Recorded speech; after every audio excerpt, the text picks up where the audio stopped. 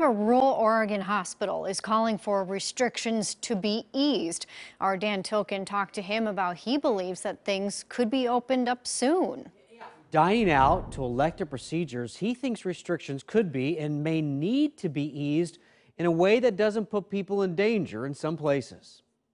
It's a beautiful area. It's one of the most remote places in the whole state. Charlie Tveit works surrounded by wide open spaces. He's the CEO of the Lake Health District in Lake County, which is in south central Oregon. His public health organization has had 0 coronavirus patients, but its business was cut 60% when it halted elective procedures.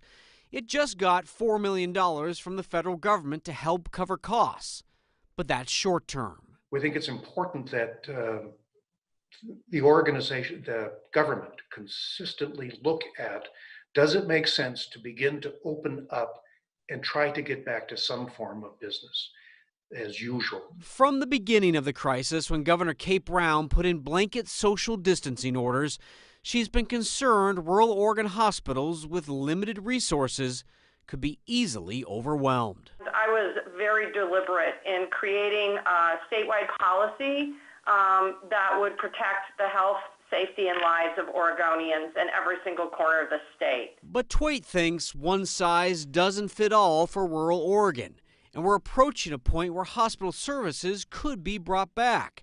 He says it might be done county by county, or done by something this map shows. The state is already divided into something called coordinated care organizations for administering Medicaid. Public needs our healthcare services. We want to do it in a safe fashion. We want to start back up in a thoughtful fashion. How do we get there? We have a lot of smart people that can think through that. And that's good for our entire economy. So late this afternoon, the governor's office told us she'll have a press conference tomorrow and is going to talk about ways to possibly reopen parts of society, and elective procedures are one of those. But a spokesman says it is not a process that will happen overnight. And Jeff, the decision will be based on science.